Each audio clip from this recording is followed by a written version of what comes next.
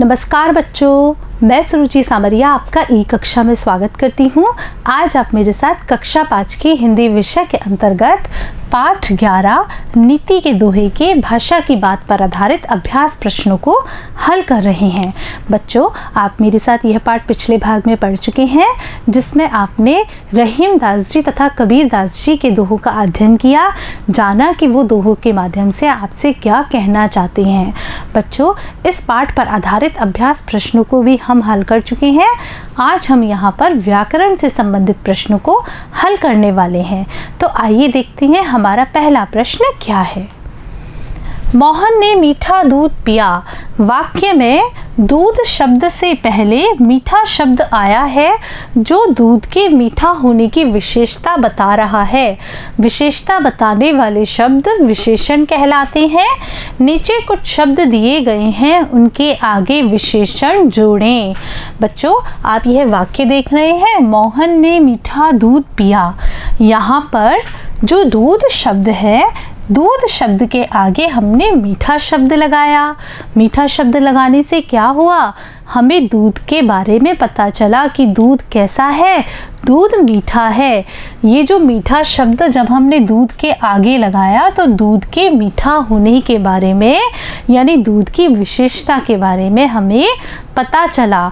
बच्चों, ऐसे शब्द जो कि किसी की विशेषता बतलाते हैं विशेषण कहलाते हैं। और विशेषण की परिभाषा की अगर हम बात करें तो क्या होगी, संज्ञा या सर्वनाम शब्दों की विशेषता बतलाने वाले शब्द विशेषण कहलाते हैं। सरल शब्दों में हम ऐसे भी कह सकते हैं कि जो शब्द किसी भी शब्द की विशेषता बतलाए उसे हम विशेषण कह सकते हैं। तो बच्चों, इस प्रश्न में आपको यहाँ पर क्या करना है, आपके सामने कुछ शब्द दिए गए हैं, उन शब्दों के आगे आपको विशेषता बताने वाले शब्द यानी कि विशेषण शब्द लगाने हैं।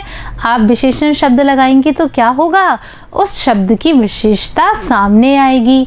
देखिए कैसे आएगी, यहाँ पर आदमी शब्द है। आदमी सिर्फ एक आदमी होने का बोध करा रहा है, हमें नहीं पता कि वह आदमी कैसा है। लेकिन यहाँ पर जब हमने भला शब्द लगा दिया तो आदमी की विशेषता सामने आई कि आदमी कैसा है, आदमी भला है, अच्छा है। ऐसे ही हमारे सामने यहाँ पर कुछ शब्द हैं और यहाँ से हमें कुछ विशेषण शब्द चुनकर इनके सामने लगाने हैं। तो देखिए आगे, सबसे पहले हम लगाएंगे तालाब के आगे। हम तालाब के आगे कौन सा शब्द लगाएंगे, क्या हम कच्चा लगा सकते हैं? क्या तालाब कच्चा होता है? नहीं बच्चों, घना होता है? घना भी नहीं होता। चमकीला होता है? चमकीला भी नहीं होता। बच्चों, तालाब तो गहरा होता है। कैसा होता है? गहरा। तो हम तालाब के आगे कौन सा शब्द लगाएंगे, गहरा, जो कि तालाब की विशेषता बतलाएगा कि तालाब गहरा है। फिर देखिए पेड़। पेड़ के आगे हमें विशेषण शब्द लगाना है, तो हम कौन सा लगाएंगे? क्या पेड़ कच्चा होता है? नहीं, पेड़ घना होता है। हाँ बच्चों, पेड़ घना और छायादार होता है। यहाँ पर हमें पेड़ की विशेषता बतलानी है, इसलिए हम यहाँ पर क्या शब्द लगाएंगे, घना। पेड़ कैसा है? घना है। फिर देखिए आगे चलते हैं, गांठ। गांठ के आगे हमें विशेषण शब्द का प्रयोग करना है। बच्चों, गांठ कैसी होती है? गांठ या तो छोटी होती है, बड़ी होती है, मोटी होती है, यही तो गांठ की विशेषता होती है। तो हम यहाँ पर से जो शब्द चुनेंगे, कौन सा चुनेंगे? क्या गांठ चमकीली होती है? नहीं, गहरी भी नहीं होती। गांठ कैसी होती है? गांठ मोटी होती है, यह गांठ की विशेषता है। फिर देखिए हीरा। हीरा कैसा होता है? हीरा चमकीला होता है।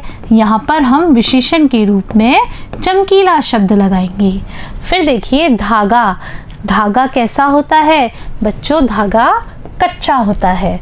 तो हम यहाँ पर कौन सा शब्द लगाएंगे? कच्चा, जो कि धागे के कच्चे होने की विशेषता के बारे में बता रहा है। बच्चों, आज आपने मेरे साथ विशेषण शब्दों का प्रयोग करना सीखा, जाना कि किस प्रकार हम संज्ञा शब्दों के आगे विशेषण शब्दों का प्रयोग कर सकते हैं। बच्चों, आप अच्छी तरह से शब्दों का प्रयोग करना सीख गए होंगे। नमस्कार बच्चों।